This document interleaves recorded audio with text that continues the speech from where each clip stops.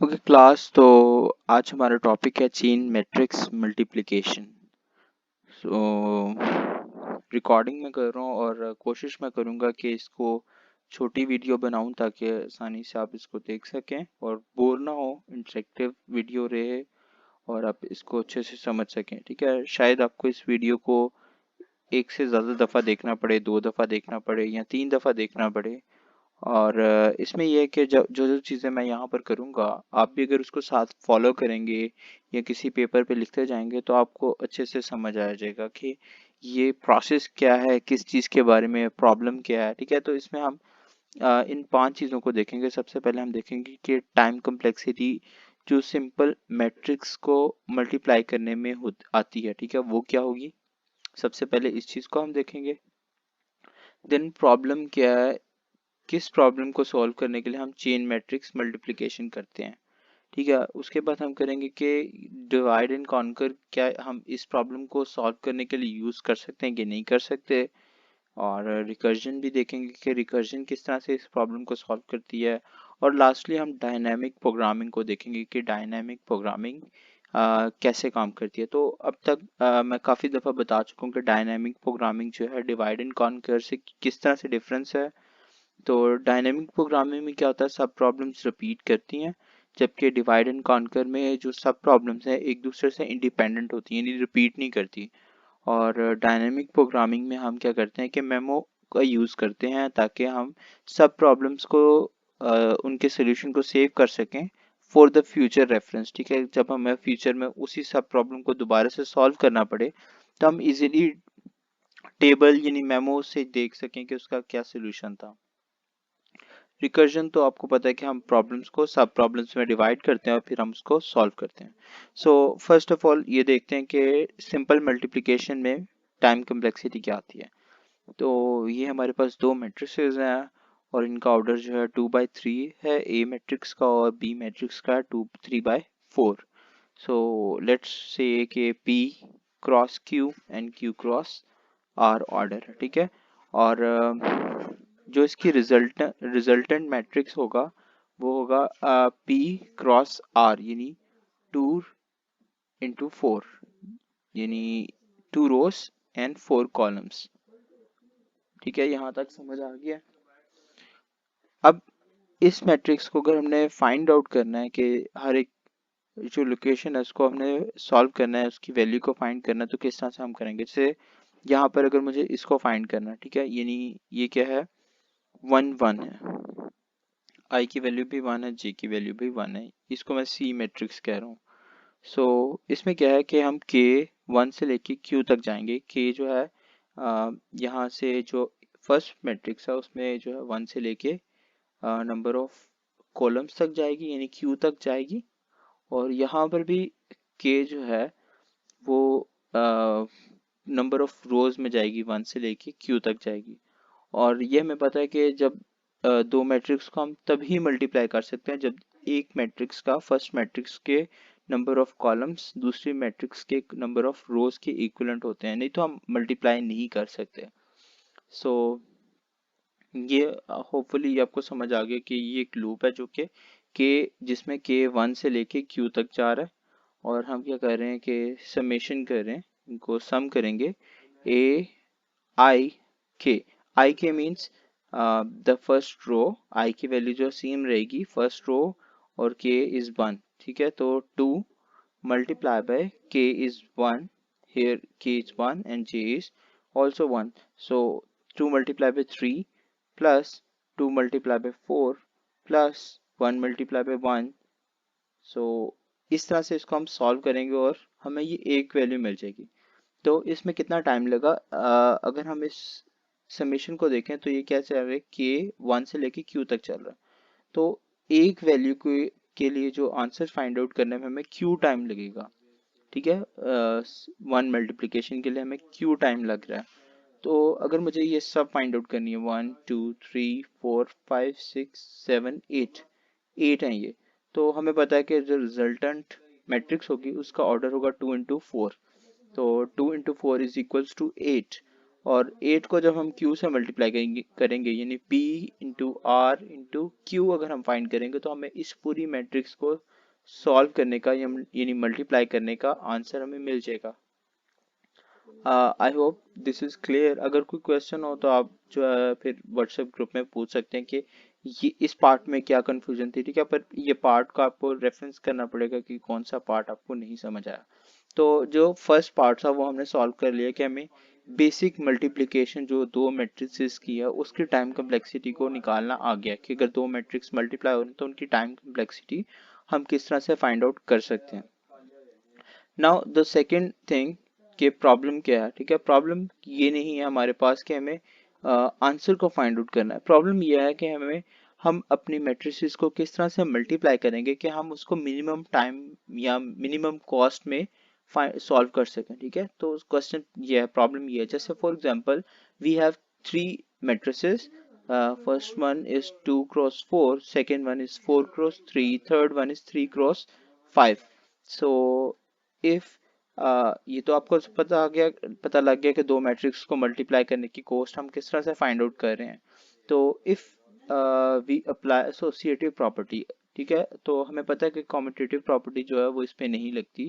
यानी A1 into A2 multiply, अगर हम A1 और A2 मैट्रिक्स को मल्टीप्लाई करें तो वो कभी भी A2 multiply by A1 matrix के इक्वल नहीं होगी, ठीक है। तो कॉम्यूटेटिव प्रॉपर्टी तो इस पे अप्लाई होती नहीं, तो इसलिए हम क्या करेंगे, एसोसिएटिव प्रॉपर्टीज पे यूज करेंगे। नहीं, फर्स्ट टाइम हम इन दो मैट्रिक्स को पहले मल्टीप्लाई कर लेंगे और सेकेंड टाइम जो है हम इन दो मैट्रिक्स यानी सेकेंड मैट्रिक्स और थर्ड मैट्रिक्स को पहले मल्टीप्लाई कर लेंगे।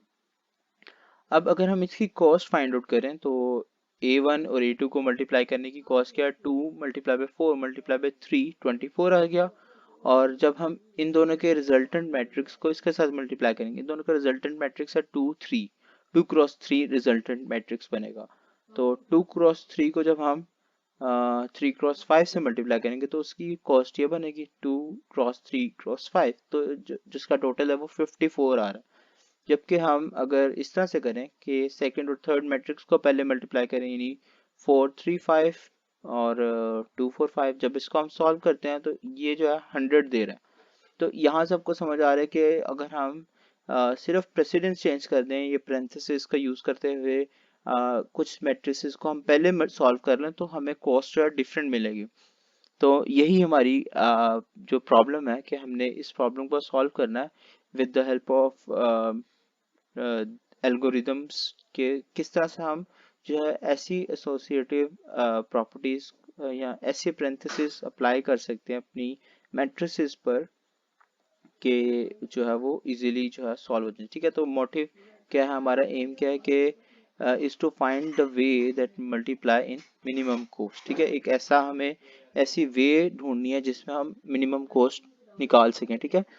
सो आई होप प्रॉब्लम आपको क्लियर होगी। अगर अभी भी प्रॉब्लम आपको सही से ना समझ आई हो तो आप पूछ सकते हैं, ठीक है। ग्रुप में आप पूछ लीजिएगा कि प्रॉब्लम अगर नहीं समझ आई, ठीक है। तो प्रॉब्लम मैं एक दफा फिर रिपीट करता हूँ। Problem is to find out the way in which we can multiply and in minimum cost, ठीक है। कि हम एक ऐसी वे फाइंड करना चाह रहे हैं कि जैसे यहाँ पर हमारे पास दो पॉसिबिलिटीज थी, तो इन दोनों में से हम ये वाली वे को हमने चूज किया क्योंकि ये मिनिमम कॉस्ट हमें दे रही थी।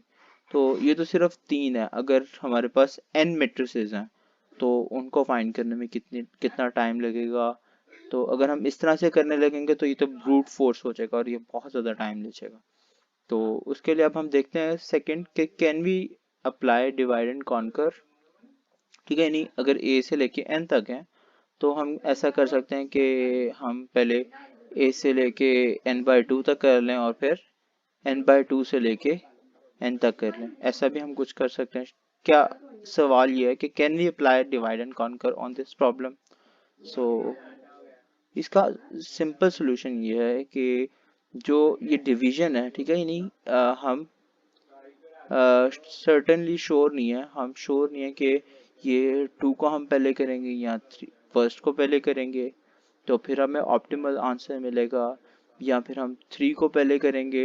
यानी अगर ये n टाइम्स हैं n है तो हम ये श्योरली नहीं कह सकते कि अगर हम n/2 तक लेके जाएंगे और n/2 से लेके n तक लेके जाएंगे तो हमें जो है ऑप्टिमल आंसर मिलेगा। तो इस वजह से हम इस पे जो है डिवाइड एंड कॉन्कर नहीं अप्लाई कर सकते। और इसमें दूसरा रीज़न ये है, जब हम इसके आगे देखेंगे तो आपको समझ आ जाएगा कि जो सब प्रॉब्लम्स है वो रिपीट करेंगी। तो उनको रिपीट जब वो रिपीट कर रही हैं तो इस वजह से भी हम डिवाइड एंड कॉन्कर इस पे नहीं अप्लाई कर सकते। लेट्स सी कि जैसे ये है A1 से लेके K तक फाइंड करना, तो K जो है हमें इसमें नहीं मिलेगा। ठीक है, डिवाइड एंड कॉन्कर में K के बारे में हम श्योर नहीं है कि K क्या होगा। तो K को हम कैसे फाइंड करेंगे, जब हम इसको सॉल्व करेंगे तो तभी हम K को फाइंड कर सकते हैं। तो ये काफ़ी डिटेल में मैंने कुछ चीज़ें लिख दी हैं कि we don't exactly know where we can divide, therefore we cannot apply divide and conquer. Further sub problems are not independent. Okay, so till now we are sure that we cannot apply divide and conquer on this problem. So in very simple way हम ये देख सकते हैं कि एक direct solution इसके लिए क्या हो सकता है।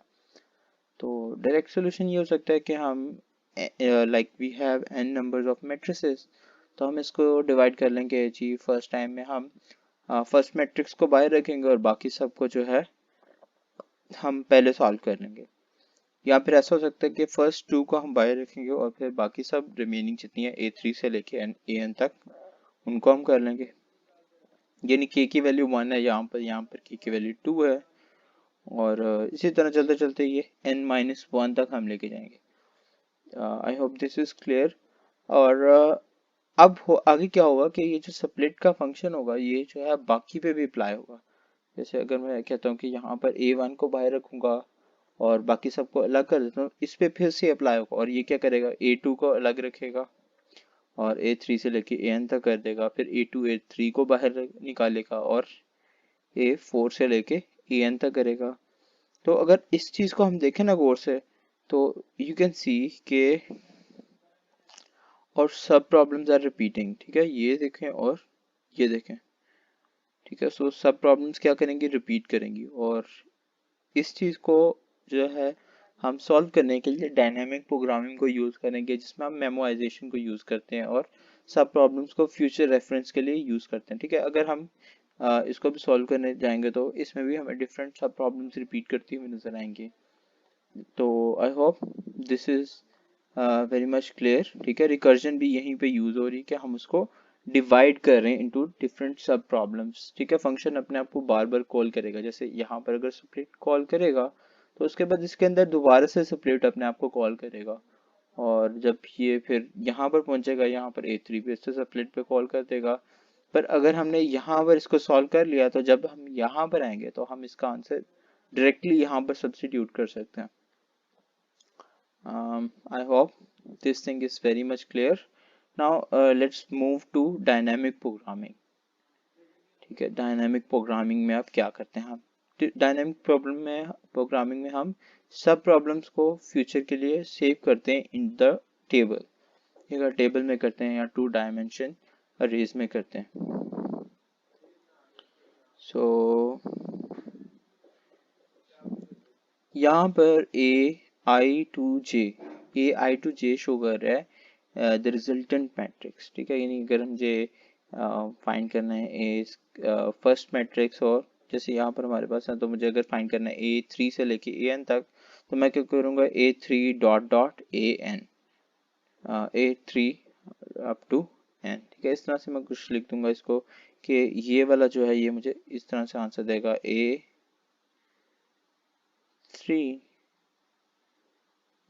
Dot dot N। ठीक है, तो इस तरह से होगा। ठीक है,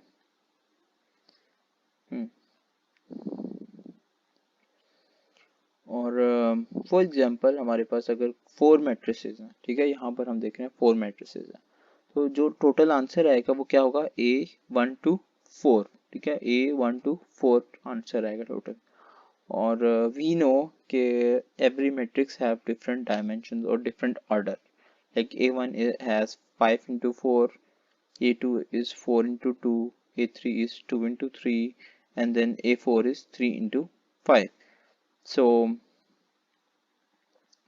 तो हम क्या करेंगे, इसको जो है डायमेंशन को नेम दे देंगे, ठीक है। यानी फर्स्ट को P0 से हम शुरू करेंगे, P0 P1, अब 4 4 सेम है तो P1 इसको भी P1 देंगे, P2 then both are same तो P2 P3 P3 and P4, ठीक है। तो जो J होगा यानी जो लास्ट है मैट्रिक्स का नंबर, ठीक है, वो यहाँ पर शो करेगा। और जो हम शुरू करेंगे I-1 से शुरू करेंगे। So I hope this is also clear कि अगर A 1 है मैट्रिक्स तो I-1 होगा 0, और A1 मैट्रिक्स के लिए P0 और P1 जो है वो होंगे। अगर A3 है तो उसके लिए P2 और P3 होगा। देन फर्दर इसके आगे अगर हम देखें तो यहाँ पर हम किस तरह से इसको सॉल्व कर रहे हैं। सो जैसे 1 to 4 है क्या, तो हम k तक लेके जाएंगे और फिर k+1 to 4 मीन्स n तक या j तक, ठीक है, हम j कह सकते हैं इसको। तो वहां तक इसको लेके जाएंगे और इसमें साथ प्लस करेंगे Pi-1 और देन k की वैल्यू जो भी है यानी Pk और देन Pj, इस तरह से इसको हम फाइंड करेंगे, ठीक है। इसका फॉर्मूला इस तरह से लिखते हैं जो जनरल फॉर्मूला है, और इसमें मिन हम फाइंड करेंगे जो कि k कहाँ से चलेगा, i से लेके J-1 तक चलेगा, J-1 तक चलेगा, ठीक है। यहाँ पर लाइन ही लेगी तो इसका मतलब है कि J के इक्विवेलेंट तो नहीं कभी होगा, तो J से एक नंबर कम रहेगा। जैसे अगर 5 है J, तो ये कहाँ तक जाएगा कि 1 से लेके 4 तक जाएगा, ठीक है। तो I की वैल्यू भी वेरी करेगी इन सब प्रॉब्लम्स, ठीक है। जब हम कॉल फंक्शन अपने आप को बार बार कॉल करेगा तो कभी 1 होगी, फिर उसके बाद 2 हो जाएगी, फिर 3 हो जाएगी। तो इसलिए k की वैल्यू जो है वो उस रेंज के अंदर रहेगी, I से लेकर J की रेंज के अंदर रहेगी। अब इस टेबल को अगर हम देख लें तो काफ़ी हद तक आपको कुछ अंडरस्टैंडिंग इसकी मिल जाएगी कि किस तरह से होगा। So at the end we are interested in this cell, ठीक है। हम इस सेल के अंदर इंटरेस्टेड होंगे कि हमें इस सेल में जो भी आंसर होगा वो मिनिमम कॉस्ट होगी ऑफ मल्टीप्लाइंग 5 मैट्रिसेस। और जितनी भी मैट्रिसेस होंगी इसके अंदर उतने ही कॉलम्स और उतने ही रोज होंगे। और ये हमारा बेस केस है कि जब मैट्रिक्स जो है अपने आप से होगी यानी आई और जे जो है दोनों इक्वल होंगे तो ये जीरो के इक्वल होगा, ठीक है। अब इसके पीछे क्या लॉजिक है, इसके पीछे लॉजिक ये है कि जब हम अपने आप से उसको मल्टीप्लाई करेंगे, जैसे A1 को A1 से मल्टीप्लाई कर रहे हैं अगर हम, तो आपको साफ नजर आएगा कि 5 मल्टीप्लाई बाई 4, और इसको हम आपस में मल्टीप्लाई नहीं कर सकते क्योंकि दोनों का ऑर्डर डिफरेंट हो जाएगा, रोज और कॉलम्स का ऑर्डर डिफरेंट हो जाएगा, तो इसलिए जीरो आ जाएगा। Same with A2, same with A3, और इसके साथ भी ऐसे, इसके साथ भी ऐसे, तो ये सारे बेस केस हमारा जीरो हो जाएगा, ठीक है। और ये बेस केस हम फिल कर लेंगे, ठीक है। तो जब हम कोड लिखेंगे तो सबसे पहले हम बेस केस फिल करेंगे। ये नीचे वाला पार्ट इसलिए खाली है क्योंकि हम कम्यूटेटिव प्रॉपर्टी तो अप्लाई कर नहीं सकते, ठीक है। नहीं, उनकी अरेंजमेंट्स तो नहीं चेंज कर सकते, नहीं A2 को पहले रख लें और A1 को बाद में रख लें, 2 1 कर लें, I की वैल्यू 2 हो और J की वैल्यू 1 हो, तो इस वजह से ये तो फिल कभी भी नहीं होगी, तो इस वजह से इनको हम एम्प्टी छोड़ देते हैं और सिर्फ हम यहाँ से सॉल्व करेंगे।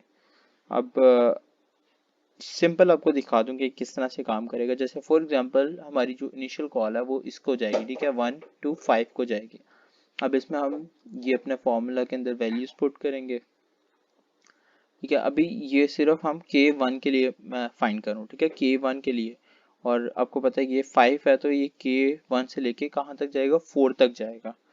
और अब इसके अंदर अगर वैल्यूज प्लेस करें, ठीक है, तो वैल्यूज प्लेस करेंगे, जैसे K1 है तो 1 1 I K, ठीक है। जिस तरह ये ऊपर फॉर्मूला आपने देखा था I K means I J है तो 1 to K 1 K then K+1, ठीक है। यहाँ पर K+1 और साथ में J आ गया यानी 5 आ गया, और प्लस 5 4 3। अब ये कहाँ से आया है, यानी Pi-1 क्या था, 0, ठीक है, और इसकी वैल्यू क्या, 5, तो 5 देन पी के, ठीक है, के की वैल्यू क्या है 1 that is 4, and then P5, P5 क्या है 3, ठीक है, तो 3 इस वजह से यहाँ पर आ गया और इन सबको मल्टीप्लाई किया तो 60 आ गया।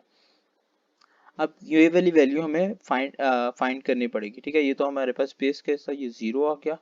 इसको फाइंड करने के लिए हम दोबारा कॉल करेंगे और इसको सॉल्व किया, ये बेस केस 0 और ये नहीं अभी हमें पता, ठीक है, ये पीछे से हम वापस आएंगे और जो ये वाला पार्ट है ये किस तरह से किया, 2 4 2 5 है, ठीक है।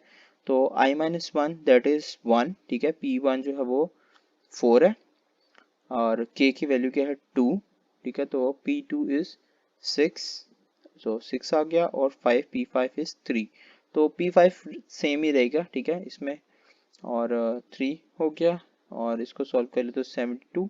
इसको सॉल्व करने के लिए हम नेक्स्ट कॉल में गए और इसको सॉल्व किया, बेस केस 3 से 3 तक यहाँ से ऊपर रिटर्न किया और इसको फिर ऊपर रिटर्न किया, यहाँ से ऊपर रिटर्न किया और ये K1 के लिए सिर्फ, ठीक है, K1 के लिए क्या आ गया 210। अभी हमें K2 K3 K3 और K4 के लिए फाइंड आउट करना है और इसको आप देख के आइडिया लगा सकते हैं कि कितना काम हमें करना पड़ेगा इसमें, ठीक है। जब हम उन सबको सॉल्व कर लेंगे तो हमें जो है अपना ऑप्टिमल आंसर मिल जाएगा। सो ये तो आ गई आपके पास एक सिंपल अप्रोच आ गई, ठीक है। और जो नोट्स मैंने आपके साथ शेयर किए थे, ठीक है, उनको हम ज़रा देख लेते हैं। तो ये आपके पास वो सारा कोड है लिखा हुआ, ठीक है, और ये हम इस टेबल को सॉल्व करें, इसको भी आप छोड़ दें, ठीक है, इसको भी हम देखते हैं कि इसको किस तरह से फिल किया है। और अगर आप इसको देखेंगे तो यहाँ पर क्या कह रहे हैं कि हमने सबसे पहले तो अपना बेस केस फिल किया यहाँ पर, ठीक है। यहाँ पर हम अपने बेस केस में 0 वैल्यूज पुट कर रहे हैं, ठीक है, आई 1 से लेके n तक जाएगा, ठीक है, यानी n मैट्रिसेस तक जाएगा और वहाँ पर 0 वैल्यू प्लेस कर देगा। देन हम जो है इसको डायगनली सॉल्व कर रहे हैं, यानी 2 से लेकर n तक जाएंगे और देन आई जो है वो भी 1 से लेके n-1 प्लस 1 तक जाएगा, ठीक है। और ये डायगनली इसको सॉल्व करना शुरू किया हमने, ठीक है, और डायगनली सॉल्व करते करते जो हम अपने आंसर को इजीली फाइंड आउट कर लेंगे क्योंकि सब प्रॉब्लम्स हमारी पहले से सॉल्व हो चुकी होंगी। और इसको अब हम एग्जांपल में देखते हैं, ठीक है, तो आपको अच्छे से समझ आ जाएगा कि किस तरह से काम कर रहा है।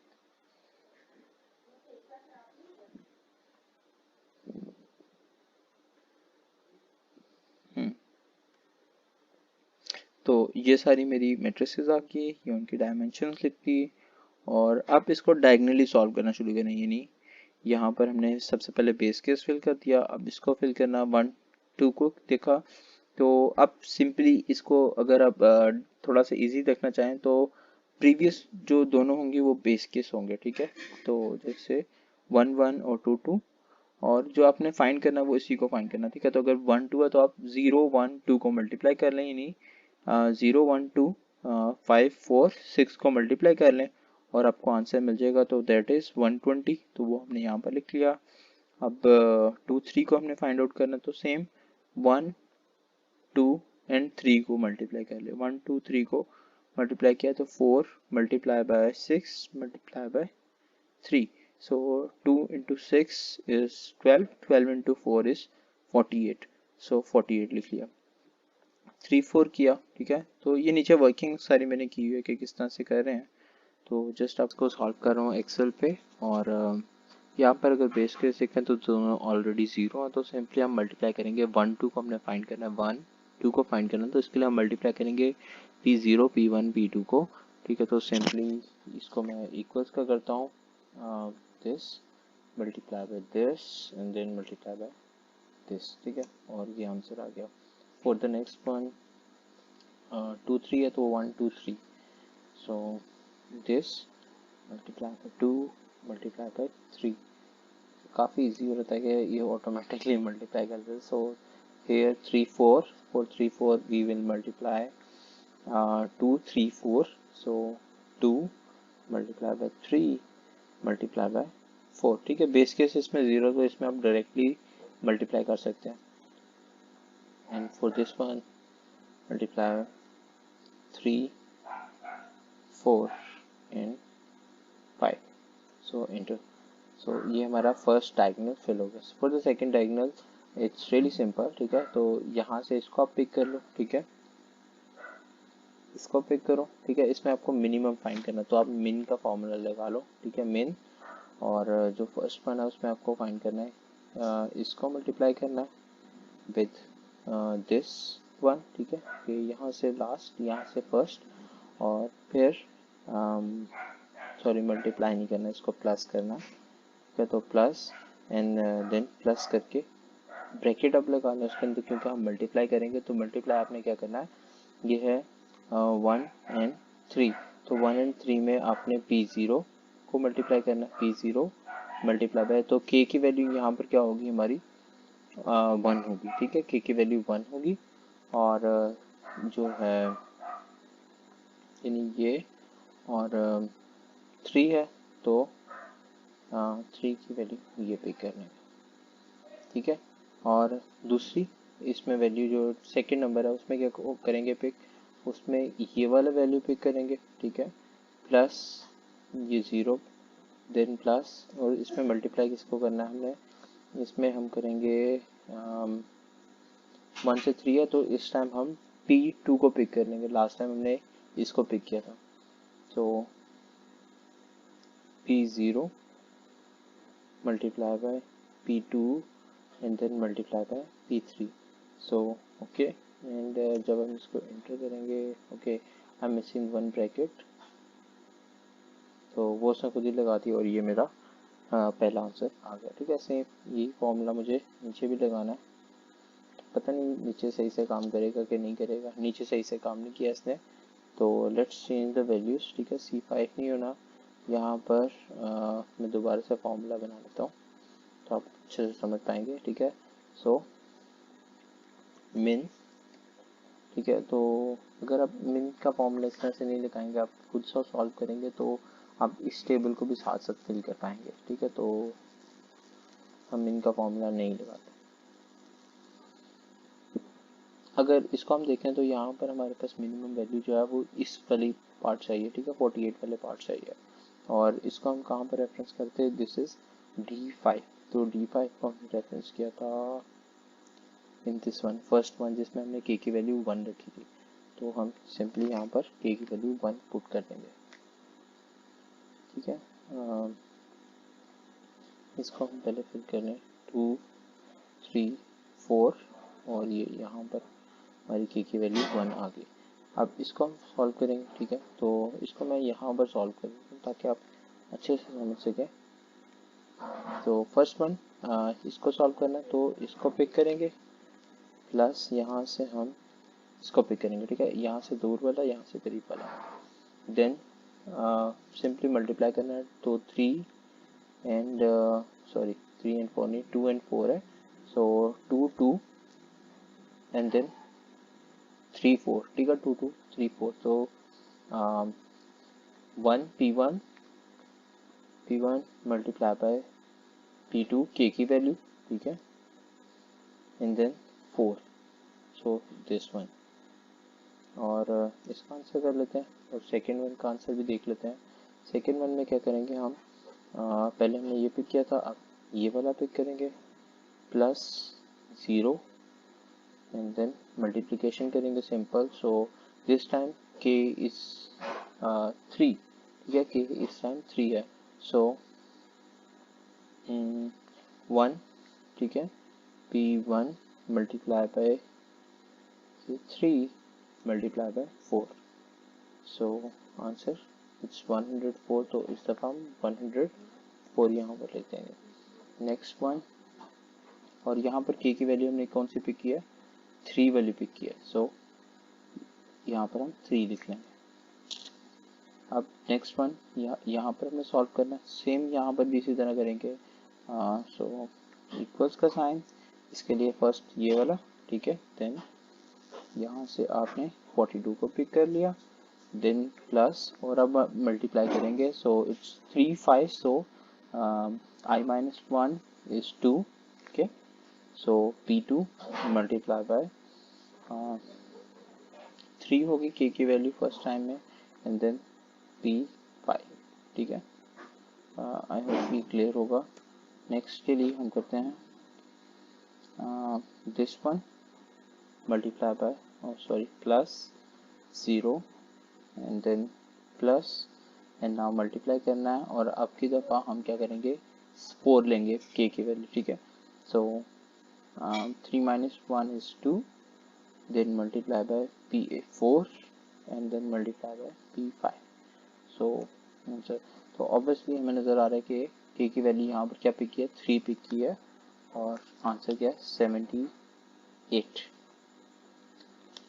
अब यहाँ पर है क्योंकि यहाँ पर जो है 3 नंबर है 1 से लेके 4 तक हमें देखना है, तो इसमें आप 3 नंबर्स में से मिनिमम हमें फाइंड आउट करना है, ठीक है। सो फर्स्ट ऑफ ऑल 1 से लेके 4 तक है, ठीक है। तो दिस वन प्लस यहाँ से कौन सा करेंगे ये वाला, ठीक है 104, देन प्लस अब मल्टीप्लाई करेंगे तो 1 से लेके 4 तक है, तो सबसे पहले हम इसमें क्या करेंगे P0, okay I hope this is clear. P0 then multiply by k की वैल्यू यहाँ पर होगी 1, ठीक है, एंड देन k की वैल्यू होगी j की वैल्यू होगी 4।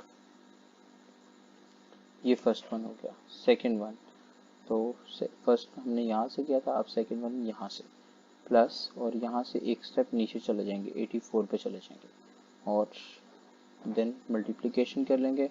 अब की दफ़ा k की वैल्यू क्या है 2 है, और सेम जो i है उसकी वैल्यू तो 1 ही है, मतलब 0। So this multiply by 2 then multiply by last one 4, ठीक है। तो सिंपल k की वैल्यू सिर्फ चेंज हो रही है, बाकी सब सेम ही रहेगा। तो एंटर किया, इसके लिए ये आ गया। नेक्स्ट वन के लिए तो नेक्स्ट वन के लिए ये कर लेंगे प्लस, और अब यहाँ से 0 वाला केस आ जाएगा, ठीक है, प्लस, और अब मल्टीप्लिकेशन सेम ये मल्टीप्लाई बाय अब 2 एंड देन मल्टीप्लाई बाय 7। तो हमें नज़र आ गया कि मिनिमम किसमें सबसे लास्ट वन जिसमें हमने k की वैल्यू क्या रखी थी 3 रखी थी, ठीक है। तो यहाँ पर भी हम क्या लिख देंगे 3 लिख देंगे, और आंसर क्या आ गया हमारा 158। सो विद दिस वन यहाँ पर क्या होगा कि इसको भी इसी तरह से हम सॉल्व कर लेंगे, पर अब की दफ़ा जो k की वैल्यू क्या है 2 है, i की वैल्यू 2 होगी। तो सबसे पहला फाइंड कर लिया ये सबसे दूर वाला, देन प्लस यहाँ से करीब वाला, ठीक है। तो एक शॉर्टकट वे बस मैंने निकाल लिया, तो वैसे आप पूरा फॉर्मूला अप्लाई करना चाहते हो वो भी कर सकते हैं। अब मल्टीप्लाई करना है, सो 2 5 है तो 1 वाला, ठीक है, 1 multiply by this one and then multiply by fifth one, ठीक है, दिस इज डन। और चाहे तो नेक्स्ट वन के लिए हम करेंगे अब 48 लेंगे, ठीक है, प्लस, और यहाँ से नीचे चले जाएंगे, नाउ मल्टीप्लिकेशन, सो इट्स 2, तो ये मल्टीप्लाई बाय दिस वन, इस दफ़ा 3 लेंगे, और देन 5।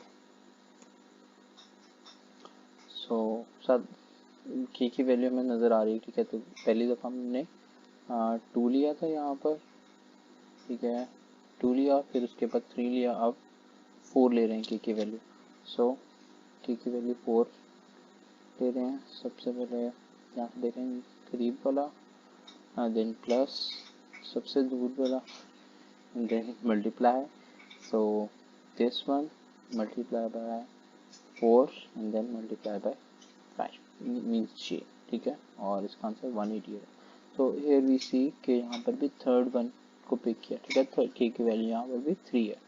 सो ये, और यहाँ पर हम आंसर लिखते हैं 114। और अब लास्ट वन है, तो 1 से लेके 5 तक, यानी यहाँ पर हमें 4 वैल्यूज़ को फाइंड आउट करना है, ठीक है। तो अब यहाँ पर 1 भी लिख लें साथ, चाहे यहाँ पर हम यहाँ से लिख लेते हैं, ठीक है, 1 2 3 and 4. So let's solve the first one. तो फर्स्ट वन में सबसे पहले दूर वाला क्या, और यहाँ से 114 आ जाएगा, और देन मल्टीप्लिकेशन कैसे करेंगे, तो i की वैल्यू 1 है तो सबसे पहले 0, ठीक है, multiply by this 1 1 1 and then multiply by fifth one, और नेक्स्ट टाइम में क्या होगा, ये सेकंड पे यहाँ पर हम पिक कर लेंगे, ठीक है, 120 plus 78 plus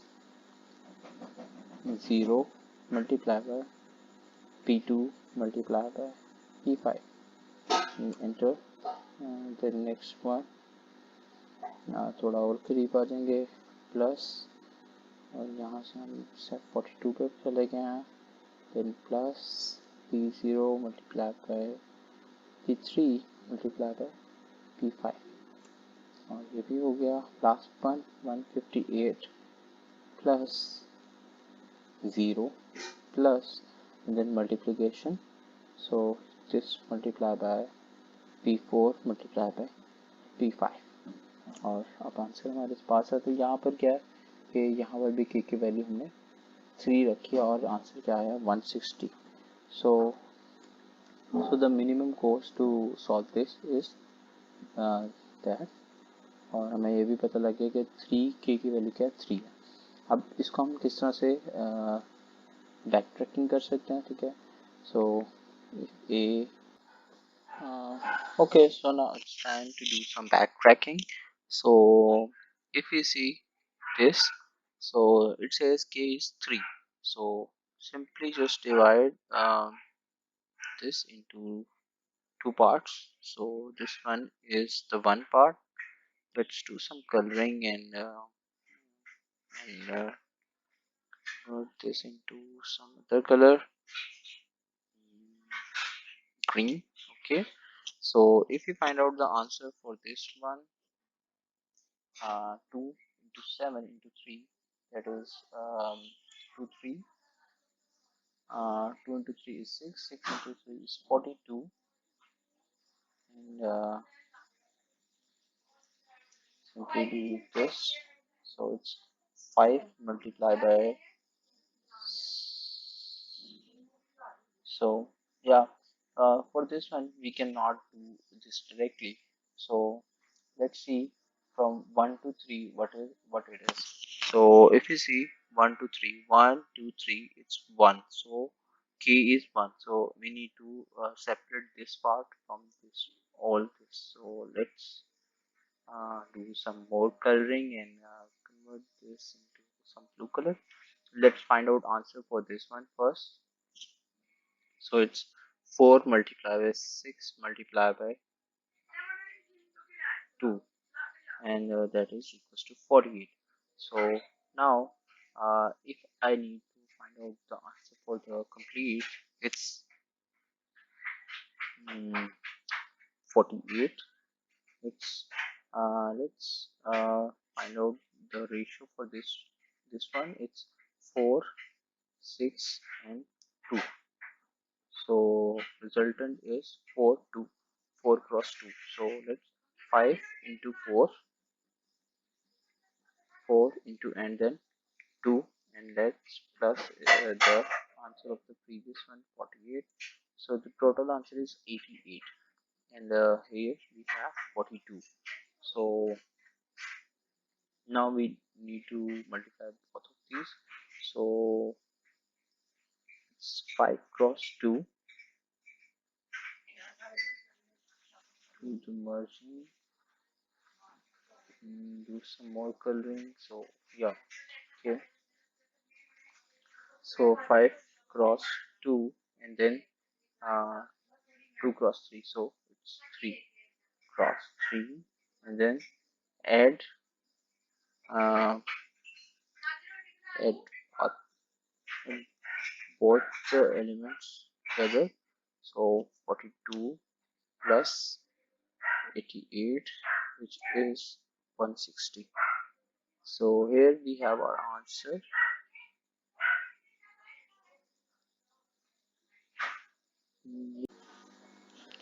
So here we have our answer. If we follow this uh, precedence, so we can have our answer in minimum cost.